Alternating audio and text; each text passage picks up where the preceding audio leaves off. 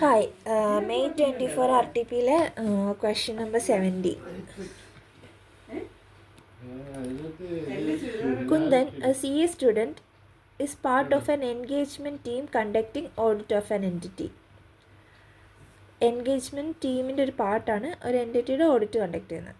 The audit procedures are nearing completion. Audit procedures completion തീരാറായി.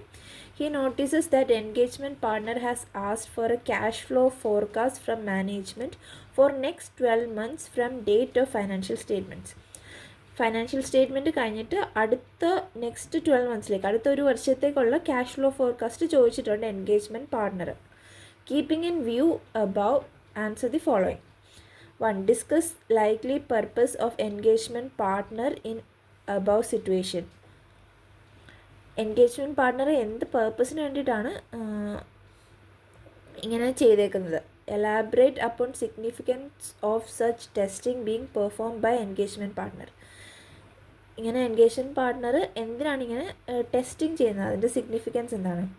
2. State any 2 audit procedures in relation to cash flow forecast likely to be performed by engagement partner. ഏതെങ്കിലും 2 audit procedures cash flow forecast relate ചെയ്തിട്ട് engagement partner perform ചെയ്യാൻ സാധ്യതയുള്ളത്. ആൻസറിലേക്ക് പോവാം.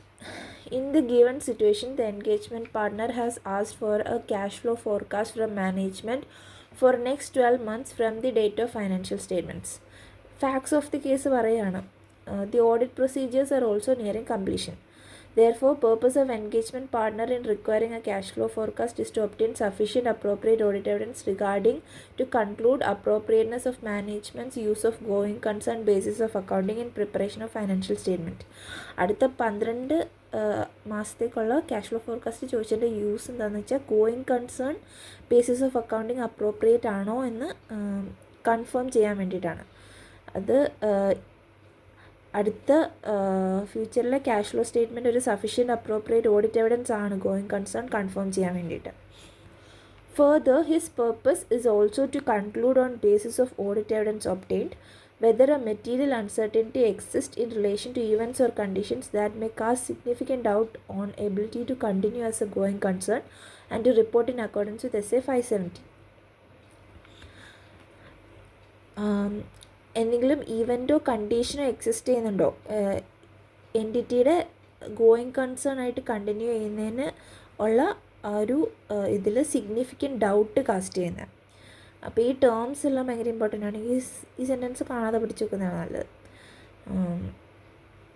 കിട്ടിയ evidence വെച്ചിട്ട് confirm ചെയ്യുക എന്തെങ്കിലും മെറ്റീരിയൽ അൺസർട്ടനിറ്റി എക്സിസ്റ്റ് ചെയ്യുന്നുണ്ടോ, എൻറ്റിറ്റി ഗോയിങ് കൺസേൺ ആയിട്ട് കണ്ടിന്യൂ ചെയ്യുന്നതിൽ എന്തെങ്കിലും ഈവൻസോ കണ്ടീഷൻസോ അത് അൺസർട്ടനിറ്റി ക്രിയേറ്റ് ചെയ്യുന്നുണ്ടോ എന്ന് കൺഫേം ചെയ്യാം.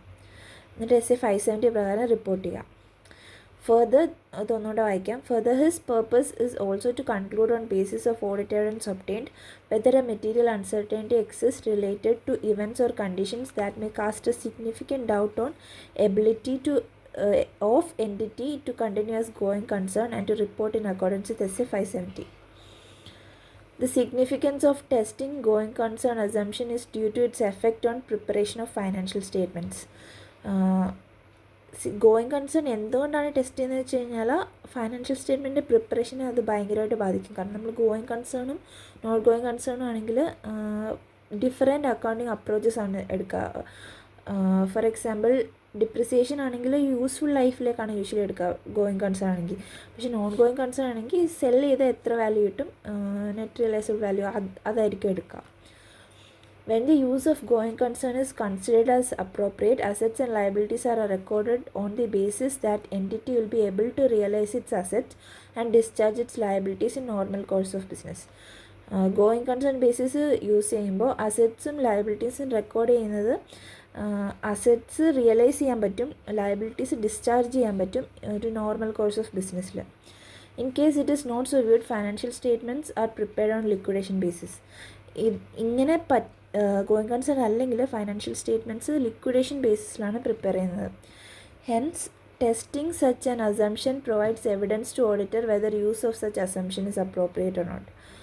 ഇങ്ങനത്തെ അസംഷൻ ടെസ്റ്റ് ചെയ്യുന്നത് ഇങ്ങനത്തെ ഗോയിങ് കൺസേൺ അപ്രോപ്രിയേറ്റ് ആണോ അല്ലയോ എന്ന് ഉള്ളതിനുള്ള എവിഡൻസ് പ്രൊവൈഡ് ചെയ്യാൻ വേണ്ടിയിട്ടാണ്. 2 audit procedures in relation to cash flow forecast likely to be performed. Cash flow ഫോർകാസ്റ്റിൽ ചെയ്യുന്ന 2 audit procedures. Evaluate reliability of underlying data generated to prepare the forecast. ഈ forecast prepare ചെയ്യാൻ use ചെയ്തിരിക്കുന്ന basis data, underlying ഡേറ്റയുടെ reliability check ചെയ്യുക.